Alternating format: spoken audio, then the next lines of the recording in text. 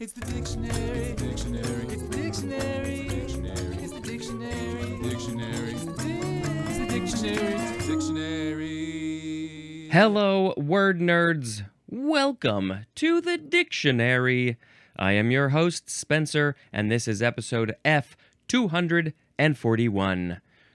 We have like 3 weeks left of this show. Is that right? We got 14, 15. Yeah, like 3 weeks, almost exactly.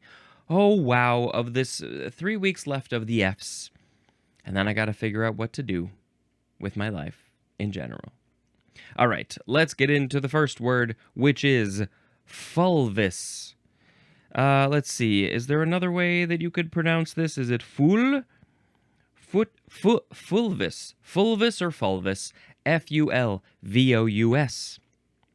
It is an adjective from 1664. It is of a dull brownish yellow, and the synonym is tawny. A dull brownish yellow. Do I have anything here that's fulvous? Let's see. I'm looking around. I mean, I've got these Post-its that are kind of yellow, but not really. I mean, I guess technically, hey, let's bring out the banana again. I guess technically there's probably some fulvous color on the banana. A dull brownish yellow. You know, I mean, this is yellow already, and there's some lots of spots. It's like a Dalmatian of bananas.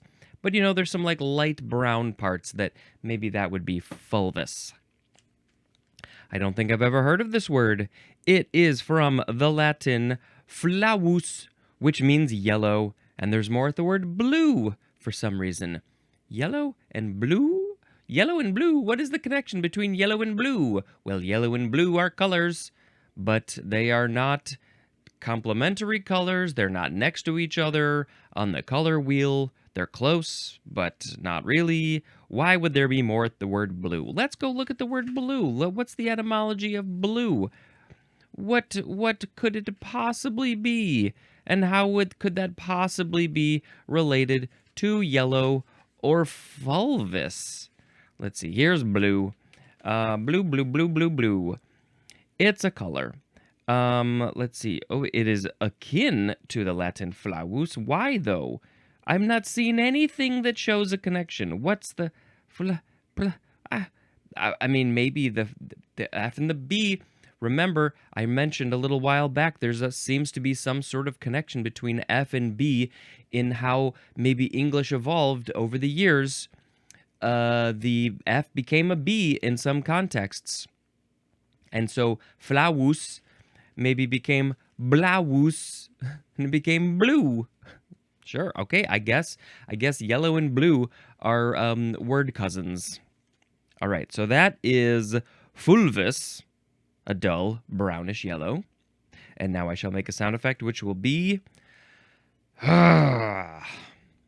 The next word is, this is definitely not what I would have expected to see in the dictionary, but it is here, and it is possibly a little disrespectful, so let's read it.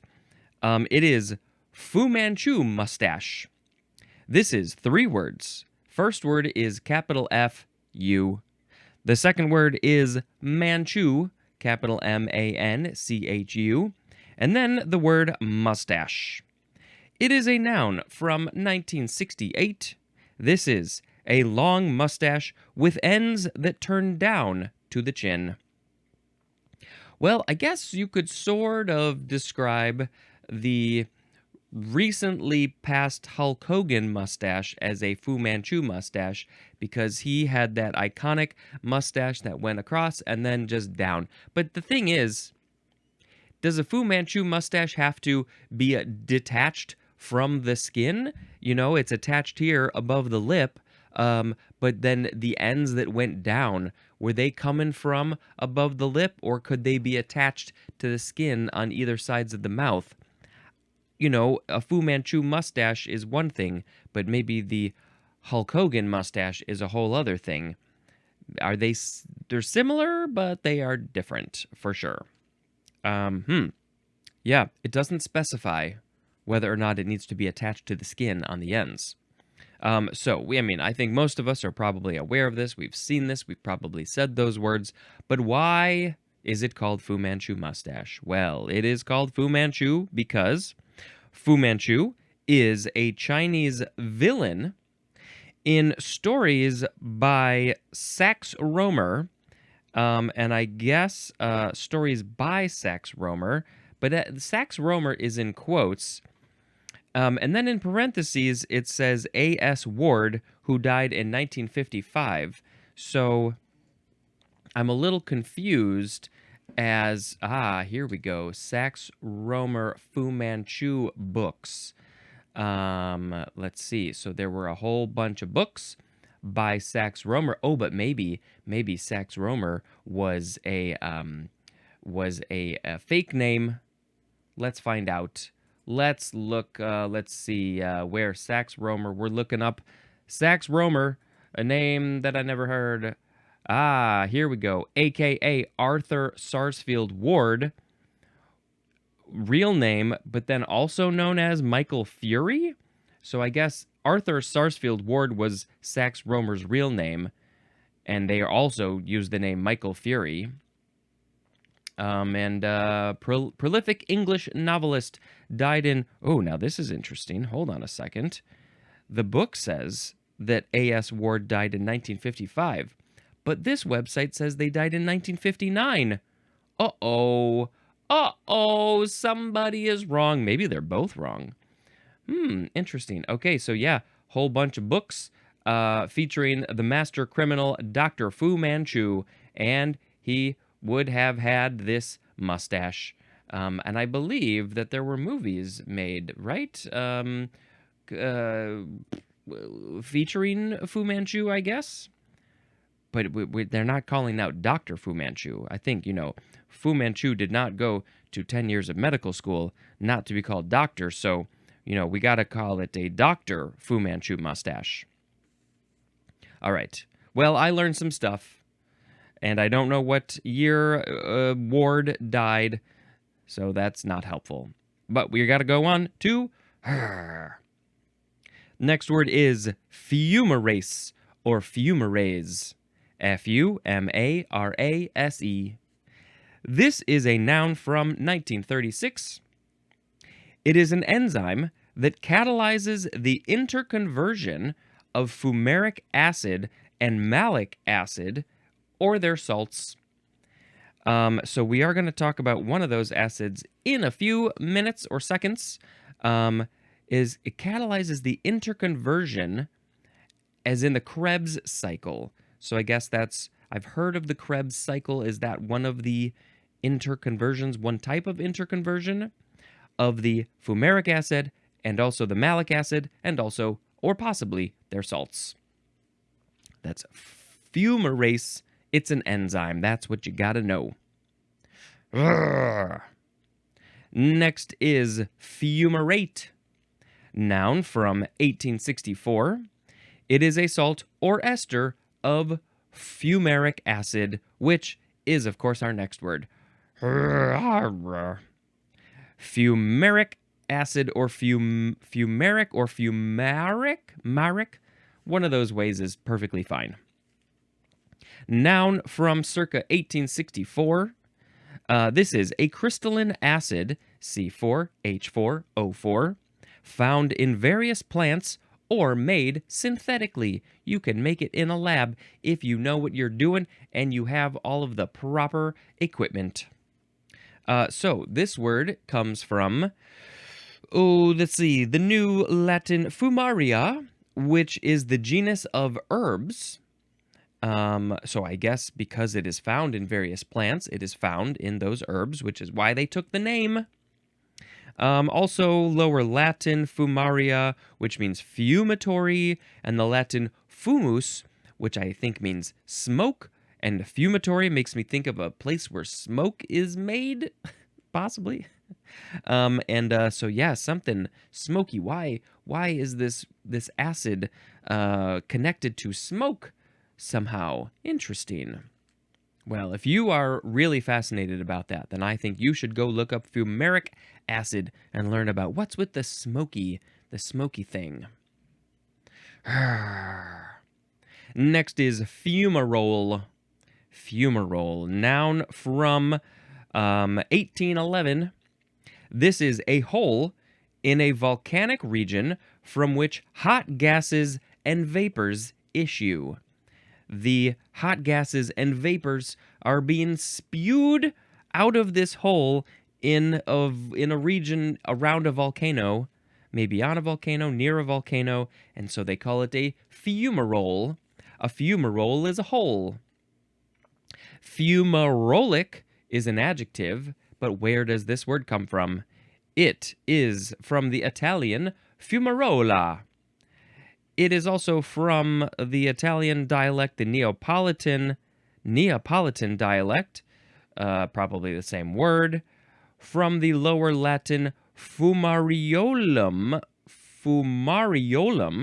which means vent, from the Latin fumarium, which means smoke chamber for aging wine.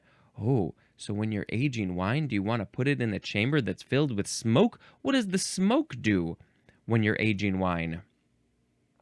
Then also, yes, from the Latin fumus, which we know is all about the smoke. So clearly, there's something, well, a hole near a volcano, those hot gases and vapors are issuing out of there, and, they're smokes, or look like smokes. They're vapors. They're all very similar. They're gases, hot gases and vapors.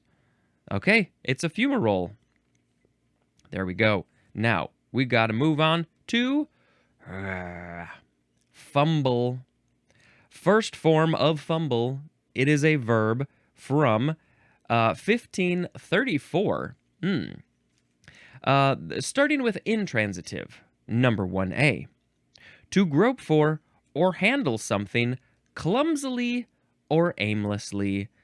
I've lost my aim. I don't know where to aim my hands when I'm trying to grasp for the things. More often, I think it's all about being clumsy. I have definitely fumbled around for things. Oh, maybe when my eyes are closed and I'm very tired and I'm fumbling on the side table of my bed for my phone. Oh, I'm fumbling around. I'm knocking over everything. 1B. To make awkward attempts to do or find something. Similar to the example that I just gave, but we have another example, which is fumbled in his pocket for a coin. I know I put that coin in here somewhere. Where is that coin? I gotta find that coin. It's a very special coin. I gotta use it to buy a Pepsi. 1C. To search by trial and error. Oh, well, let's try this door. Nope, not that door. Let's try this door. Oh, we're just fumbling door after door after door. Door after door after Dora the Explorer. 1D, the synonym is blunder. Number 2, to feel one's way or move awkwardly. Fumbling. So yeah, you're still like fumbling around through life, doing your thing. Maybe if you're in a very dark room, you got to put your hands out to feel where things are. And yeah, you probably look pretty awkward doing it. So yeah, that would be fumbling. 3A, to drop or juggle or fail to play cleanly a grounder. So I think this is for baseball. This specifically, I think, is for baseball. There's a grounder that came up. It's bouncing on the ground down towards you. And then you grab it, you try to grab it, but you pop it up because it's moving so fast. You're like, oh, I'm fumbling, I'm juggling, I'm failing to play this grounder. Oh, I dropped the grounder, I fumbled it. Juggle. I think jugglers should be called fumblers because they're juggling and fumbling their balls. 3B is to lose hold of a football while handling or running with it. This is what the American football players do not want to do. They are required to have possession of the ball first. I don't know what the exact rule is, but there's something like, oh, yes, they had possession. They were holding on to it. They made a couple of steps. And then once that happened, then all of a sudden, oh my gosh, they lost hold of it. They lost control of it. They dropped it. They juggled it. They failed to play. and they fumbled. That's what it is. And then the other team is like, oh, hey, guys, let's go get the ball. They fumbled it. Come on, let's pile on the pile and try to get that fumbled ball. Oh, the ball will get fumbled. Okay, so that is fumbled. Now we got to move on to transitive. Number 1, to bring about by clumsy manipulation. I'm just going to manipulate this clumsily. Bringing about. I'm going to bring this thing about clumsily.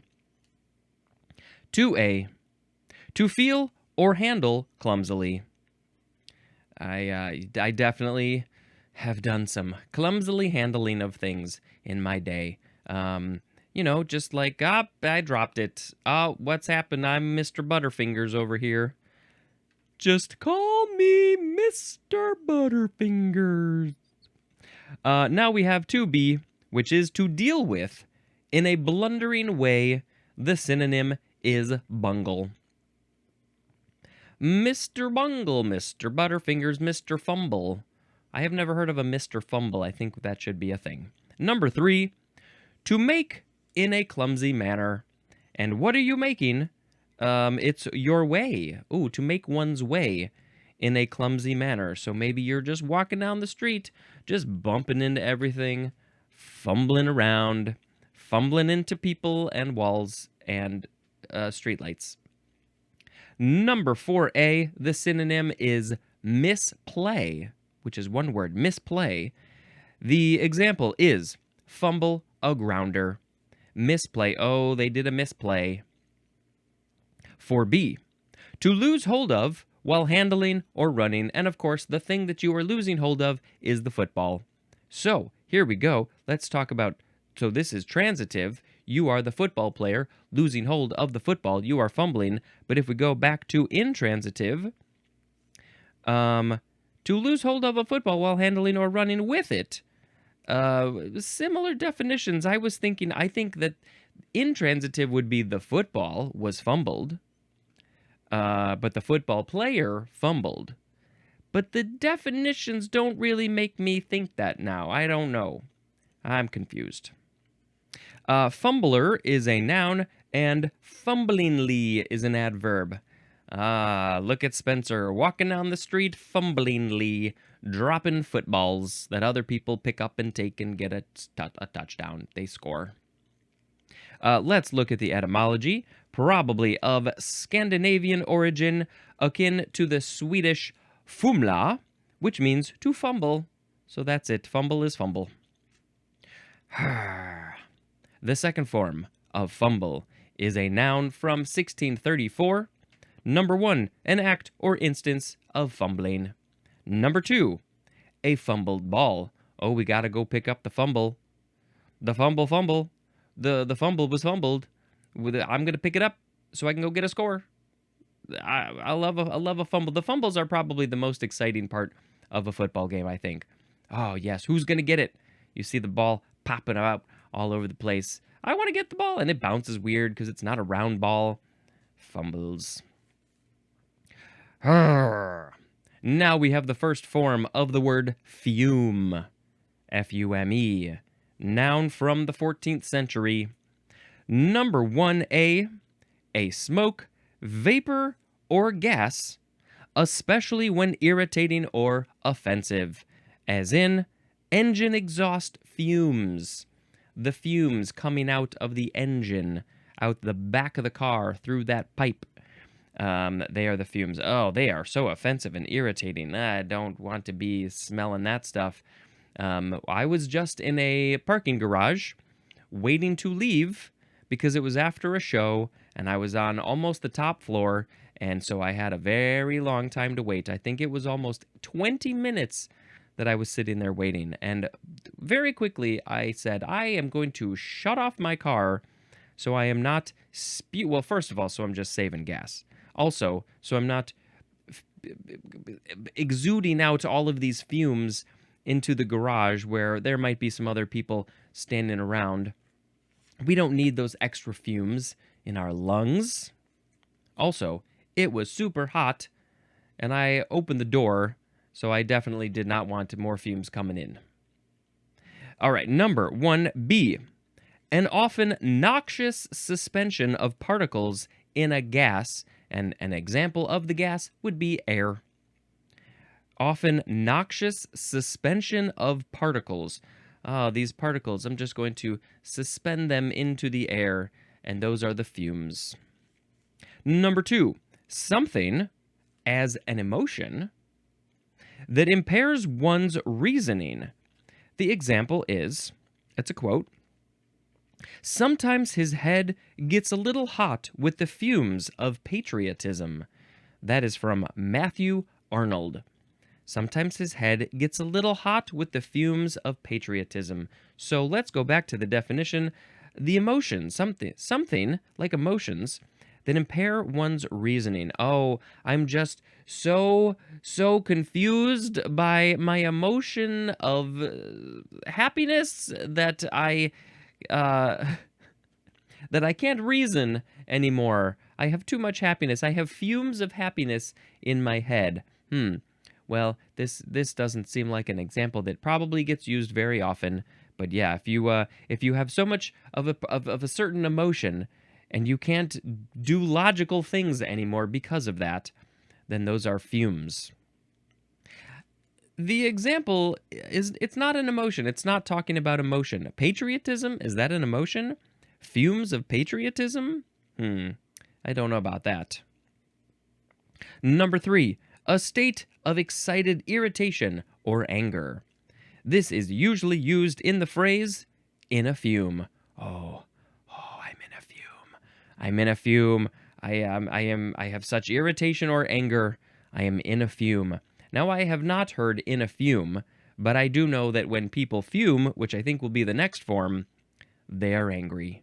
So, yes, I am in a state of excited irritation. Fumy is an adjective, and we have a phrase, "on fumes." This is, with little of the original strength or energy remaining. Sometimes we are literally talking about a car that's driving on fumes because they don't have a lot of gas left.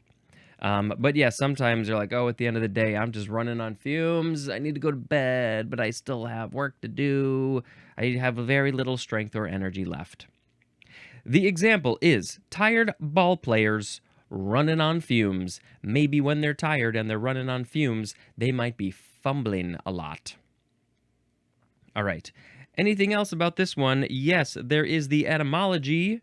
This is from the Latin fumus, smoke, akin to the Old High German taumen, which means to be fragrant. Also from the Sanskrit duma, which means smoke. And the old, what is this word? Old OCS, I can't remember, but it means dimu, and it doesn't say what that means, but I am curious about the OCS, which I'm going to find that right over here.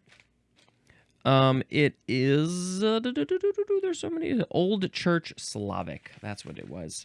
It doesn't say what their word means, but I'm going to assume it means smoke. So yes, we had, the engine exhaust, these vapors and gases and things. It's like a smoke, so those are fumes. And you got fumes in your head, smoke of patriotism, and, literally maybe running on fumes. Literally in the gas with the car, or maybe metaphorically, you got no more energy. Your energy is now fumes. The second form of fume is a verb from the 14th century, starting with transitive. Number 1, to expose to or treat with fumes, like maybe we're going to fume the house to get rid of the bugs, because you got too many bugs. A lot of bugs you got. You can have a couple of bugs, but you have thousands of bugs, so we got to fume the place. 2, to give off in fumes, as in fuming thick black smoke. And maybe that fuming situation is coming from a fumarole around, it's a hole by a volcano. 3, to utter while in a state of excited irritation or anger. Okay, so while you are in a fume, right? You got that fume thing going on, and you are uttering while you're in that state. What are you uttering? Probably, I'm in a fume. So you are fuming. Intransitive is number 1A, to emit fumes. 1B, to be in a state of excited irritation or anger, as in fretted and fumed over the delay. Oh, I try not to fume. I try not to get so angry. It's not worth it. It's just not worth it. So, just don't be excitedly irritated or angry. Number 2, to rise in or as if in fumes.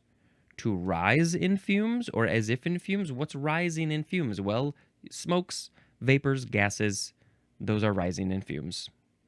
Yes, and my sound effect is like, when I'm so excitedly irritated or angry, I might go, I'm fuming. I'm so angry about that thing.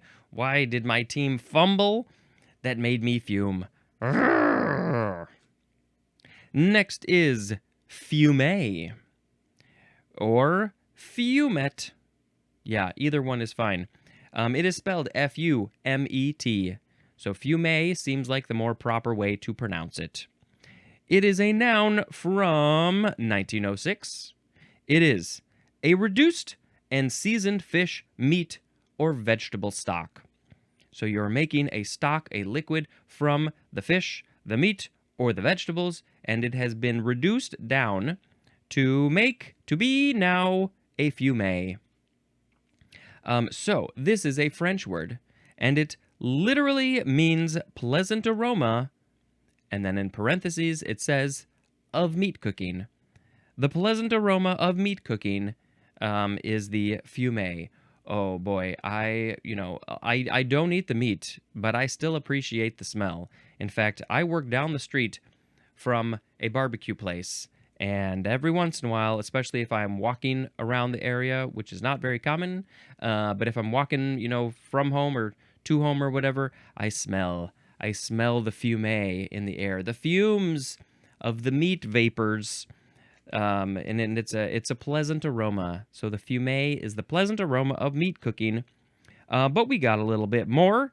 We got from Middle French fumer, which means to give off smoke or steam. Also from the Latin fumare, which is from fumus, which is smoke. So, when you reduce this fish, meat, or vegetable into a stock, it probably has a very good smell. It is emitting aromas and fumes into the world in your nose. And so it is a fume.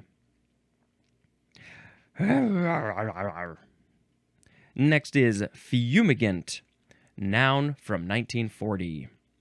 This is a substance used in fumigating, which, here we go, let's talk about that. This is our last word, fumigate. F-U-M-I-G-A-T-E. Verb from 1781. It looks to be only transitive.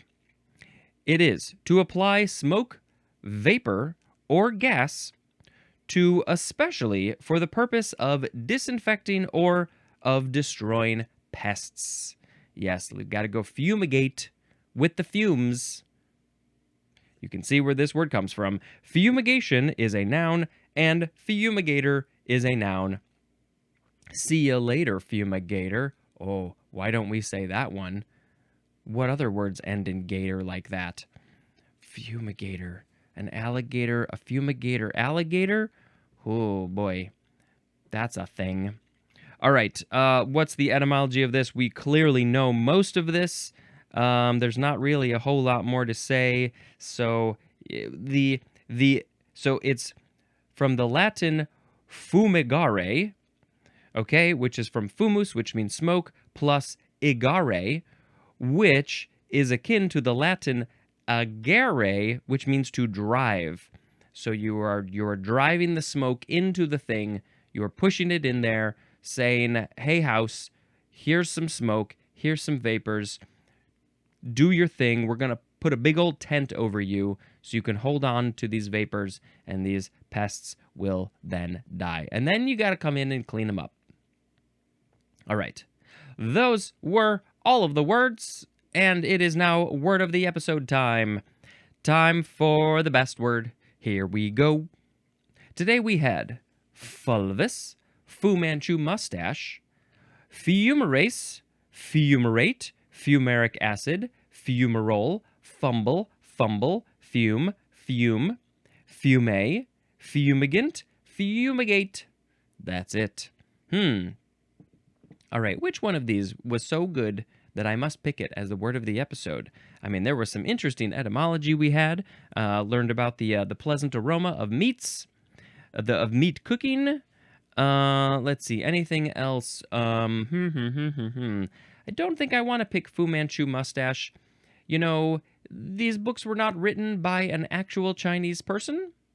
They were written by a British person. So I'm very curious. In fact, there's probably, if we go to the Wikipedia page for this whole thing, there might be some information about, how disrespectful it is, I assume. Let's see. Yes, Dr. Fu Manchu. This is a whole Wikipedia page about this character. I want to see. There's the cultural impact. The style of facial hair associated with Fu Manchu in film adaptations has become known as the Fu Manchu Moustache. The Fu Manchu Moustache is defined in the Oxford English Dictionary as a long, narrow mustache whose ends taper and droop down to the chin. Although Romer's writings describe the character as wearing no such adornment. Oh, the film people, they created it. Let's see, anything interesting to say about, this character has been in so many things. Here we go, accusations of racism. The stories of Dr. Fu Manchu, both in print and on screen, have sparked accusations of racism and Orientalism, from his fiendish design to his nonsensical Chinese name. Oh, his name means nothing? Or doesn't make any sense? After the release of MGM's film adaptation of The Mask of Fu Manchu, which featured the Chinese villain telling his followers that they must kill the white man and take his women, the Chinese embassy in D.C. issued a formal complaint against the film, and that was from 1932. Yeah, there's more. Fascinating stuff. This character has been in over 100 years, has been going on. I wonder what they claim. I'm curious about the name. Anyway, I don't think I want to pick Fu Manchu Moustache as the word of the episode, though. I just went on a little tangent. Let's pick fumble as the word of the episode. I'm fumbling my words, I'm fumbling my hand. Oh boy, my voice is fumbling. I think that was fine. All right, I'm going to talk about maybe a couple of movies because I can't remember. Did I talk about Jurassic World Rebirth? But I don't remember. I watched this one on my own, and you know what? People are saying it. I've heard some people say it's not so good, that it's the worst one, but I don't think it's the worst one. You know, obviously, they're all crappier than the very first one, 32 years ago. And in fact, the beginning of the movie has a caption that comes on that says 32 years ago. And they're like, you know what? I guess this is taking place in 2025 or whatever, 32 years after the first one. But yeah, I liked it. It was fun. You know, I don't think I would put it at the bottom of the list. I guess I should probably dig more deeper into what people have to say about it, what those ratings are. But, you know, it had dinosaurs, it had humor, it had action, it had heart, and some people died from dinosaurs. So, you know what? I can't fault it too much. Although, you know what? I think we gotta have whatever's next. We need some more creative ideas. You know, this one had some stuff. These movies, where they're, I don't know.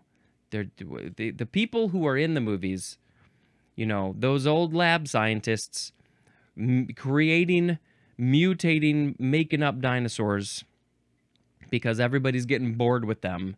Maybe they should have stopped a long time ago. Anyway, that's one. I don't remember if I talked about that. I probably didn't, but let's talk about another one. You know what? Let's hold off. If I talked about Jurassic World twice, then you have to deal with that. And I'll talk about another one next time. Come back to this show. Same time, same place, which is anytime you want, anywhere you want, because it's all on demand. You can come back and I'll talk about another movie, and I will talk about some more words, and hopefully there will be a guest coming up in a handful of episodes. All right, very good.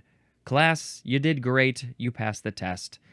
This has been Spencer dispensing information. Goodbye.